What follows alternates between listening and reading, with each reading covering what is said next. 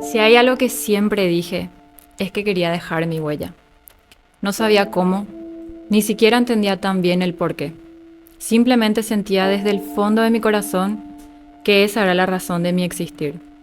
Muchas veces me pregunté, ¿cuál será la misión que tengo? Dejar huella. ¿Pero cómo? ¿A quiénes? ¿Y sobre qué?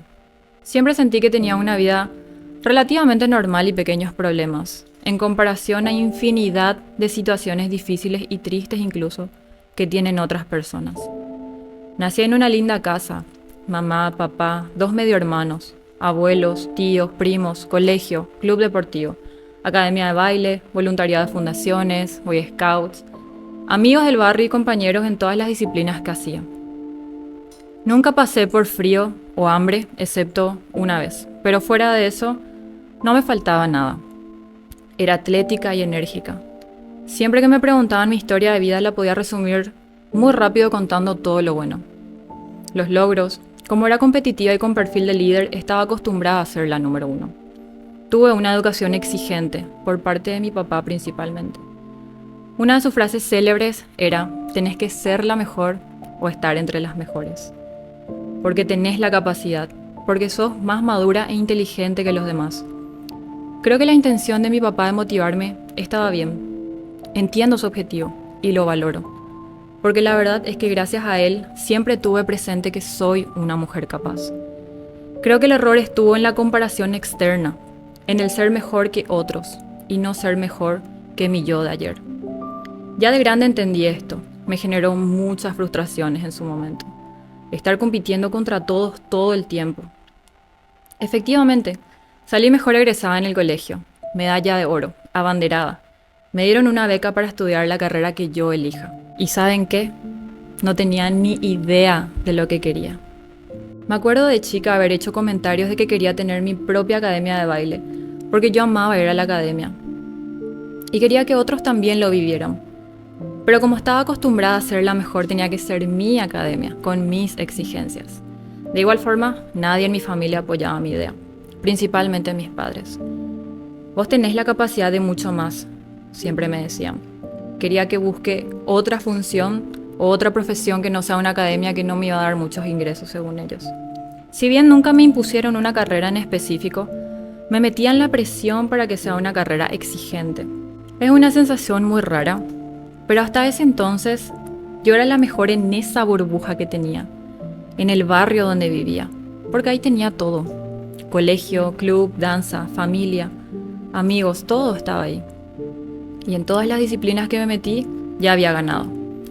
Y si bien se siente bien ganar, valga la redundancia, era efímera la sensación, efímera la satisfacción. Gané. ¿Y ahora? Porque lo hacía sabiendo que alguien más estaba esperando ese resultado. No estaba segura de si yo también quería eso. Simplemente complacía. Entonces, cuando tenía que elegir la carrera que tenía que seguir y sin ninguna indicación de tal o cual, me sentí muy perdida. Así que hice el test de profesión y me salió en primer lugar medicina y en segundo lugar relaciones internacionales. Me sentía cero identificada con la carrera de medicina y no sabía de qué se trataba la carrera de relaciones internacionales. Y como era mi beca en una universidad donde justamente la decana era una ex embajadora, me la presentaron y me explicó de qué se trataba la carrera. Por supuesto que la describió como la mejor carrera del mundo en ese momento. Yo recuerdo las expresiones de esta mujer. Podrás representar al país y hacer muchos negocios y contactos para levantar al Paraguay. Y yo, por lo que conocía de historia, sentía un Paraguay dolido pero con potencial. Entonces me enamoré de la idea y me decidí por la carrera. Y bueno, pasaron los años, pasaron las materias y cada vez iba entendiendo más las limitaciones que iba a tener siempre siguiendo órdenes del gobierno. Entendí que no por convertirme en cónsul o embajadora iba a tener el poder de hacer lo que me había imaginado. Así que me fui desencantando de la carrera. También porque, bueno, terminé por el título, por mi familia, pero ya sabiendo que no iba a ejercer la profesión. Cabe mencionar que mi situación familiar, principalmente el comportamiento de mis padres, me forjaron a ser una persona muy independiente de muy chica. Ellos se habían separado definitivamente cuando yo tenía como 10 años, pero hicieron una guerra psicológica donde me hacían elegir constantemente. Hasta que llegó un punto en el que no sé cómo mi mamá logra convencerme y yo me alejo de mi papá. Cada que él me buscaba, en la danza, en el colegio o donde sea, yo le pedía a mis profesores que no le dejen pasar. Así que mi papá no estuvo a mi lado muchos años de mi preadolescencia. Yo hoy en día ya tuve esas conversaciones incómodas, pero sanadoras con ambos. Y si hay algo que se me quedó de un mentor, Tony Robbins, es que debemos agradecer por esas situaciones quizás duras, pero todos esos errores que pudieron haber cometido con nosotros, la verdad es que nos hicieron ser quienes somos hoy en día. Yo me siento muy afortunada de lo que viví. Claro que también hoy en día entiendo el porqué de muchas de mis reacciones y esa sensación de resguardarme que tenía. No recuerdo bien cuántos años yo tenía, pero recuerdo perfectamente a mi papá diciéndome: yo no voy a ser tu cajero automático. El día de mañana vas a trabajar y te vas a conseguir vos sola todo lo que te propongas. No quiero que seas una mala administradora como tu mamá. Pasó el tiempo, ese tiempo que no le veía a mi papá, hasta que llegó el día en el que, como mi mamá trabajaba pero no ganaba mucho, no recuerdo bien cómo fue, pero recuerdo que fui al colegio y no sé cuánto tiempo ya llevaba sin comer, que literalmente me desmayé. Una tía tuvo que ir a buscarme del colegio. En serio no recuerdo muy bien la seguidilla de los hechos, pero recuerdo haberle escuchado a mi mamá tantas veces llorar de la desesperación, escondiéndose para que mi hermano y yo no la viéramos. No sé cuánto tiempo pasó de eso, hasta que llegó mis 15. Que por cierto, sin entrar en detalles, ya llevaba unos meses que había contactado con mi papá y nos veíamos a escondidas de mi mamá. Hasta que, por supuesto, se enteró y se desató la Segunda Guerra Fría. Era irme con uno y que el otro hablara mal. Cualquier cosa era la culpa del otro.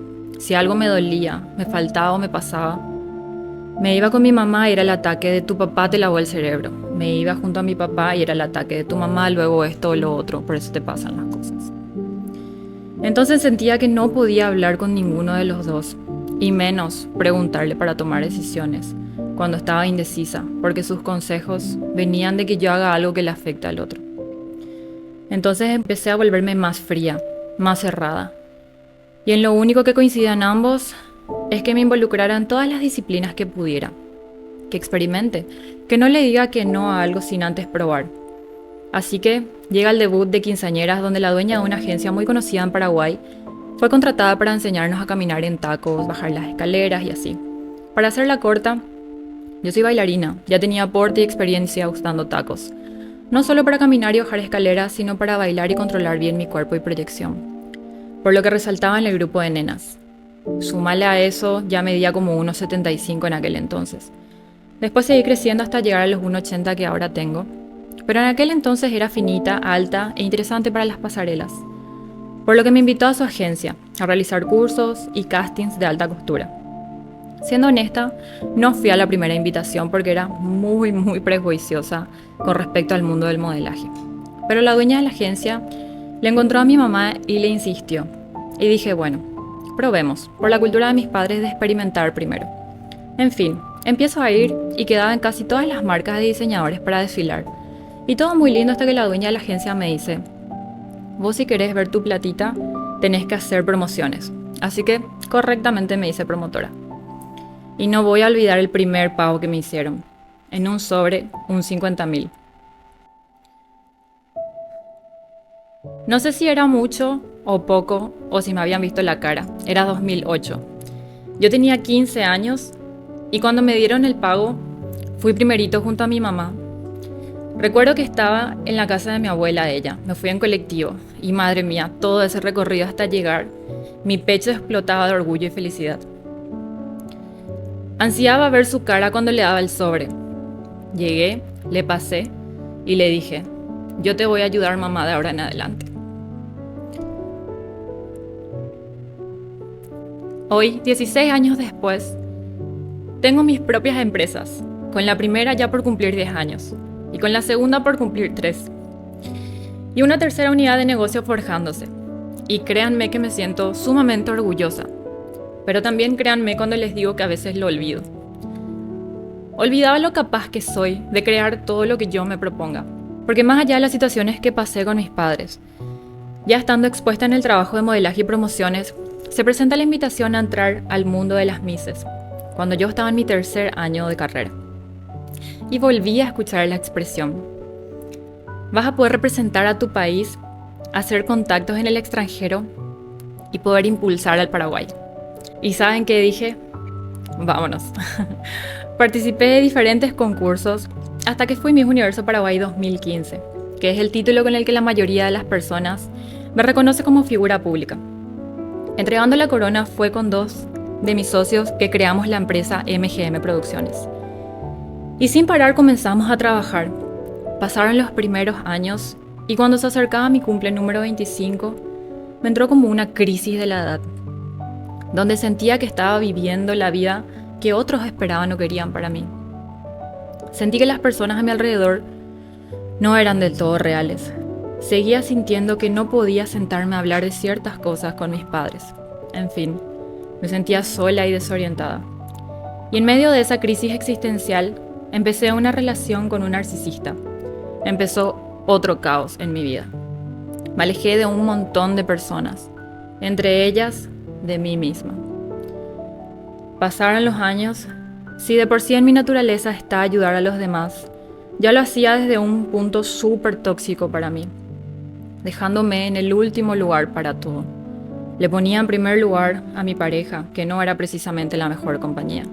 Le ponía en primer lugar al trabajo, al sueño de otras personas, a cualquier cosa antes que volver a preguntarme: ¿y yo? ¿Qué quiero yo? Si bien a mí me hace muy feliz hacerle feliz a los demás, hay límites que yo no me respetaba y que no me era leal. Sentía que vivía agotada, angustiada, incluso sentir que rozaba la locura cuando no podía escuchar mi propia voz. Hasta que creo firmemente en que todas las personas entran y salen de nuestras vidas para forjarnos, con amor o por medio de lecciones. Y en ese momento empecé a hablar con una persona que ni era mi amiga, pero de alguna forma sentía que podía hablar con esta persona.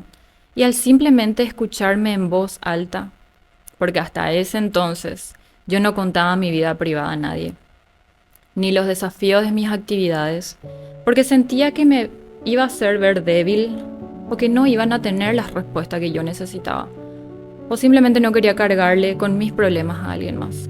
Error, gravísimo error pensar así, pero bueno. Empecé a abrirme, a escucharme en voz alta y empecé a darme cuenta de todo lo que había permitido, de lo drenada energética y emocionalmente que estaba. Perdoné infidelidades, permití que me hicieran sentir insegura, incapaz, hasta que un día decidí, sin saber muy bien cómo lo haría, cómo reaccionarían los demás, comencé a priorizarme. Las cosas ya eran a mi tiempo, a mi gusto, a mi conveniencia. Y por supuesto que la pareja que tenía en ese momento no aguantó y se fue. Ahí comenzó una serie de rabia y bajón conmigo misma, por sentirme que dejé mucho tiempo pasar, tantos años, por haber desperdiciado tantas oportunidades, por haber perdido tantas cosas, dejar tantos sueños de lado. Así que en mi desesperación, recuerdo que literalmente buscaba en internet por dónde empezar. Ahí andaba yo metida en un sinfín de podcasts, libros, cursos, viajes junto a mentores. Participé de un montón de eventos y conocí un montón de personas maravillosas. Me conecté de vuelta con mi familia, con mis amigos, personas reales en mi vida. Limpié el círculo de gente a la que permitía acceder a mi tiempo. Entendí aún más traumas que ni sabía que tenía. Me encontré. Me enseñaron cómo pausar mi vida, reconfigurar y volver a andar ya con un propósito. Si hoy te cuento todo esto, no es para que compares tu vida con la mía, sino para que entiendas cómo nace detrás de una mirada. Cada uno tiene su lucha, sus porqués. Por supuesto que nuestro entorno, educación, familia, amigos, pareja y experiencia nos van moldeando. Pero con el acceso a más conocimiento que hoy en día tenemos, podemos tomar el timón de quiénes queremos ser realmente. Cambiar nuestras creencias, nuestros pensamientos, nuestras acciones y por ende, nuestra vida. No tengas miedo de mirar para adentro, a conocerte. Te invito a que hoy abraces tus luces y sombras, porque te hacen único. Y solo quiero recordarte que eres capaz de lograr todo lo que te propongas si realmente lo crees. Hoy estás exactamente donde debes estar. No podés cambiar los hechos de tu pasado, su significado sí.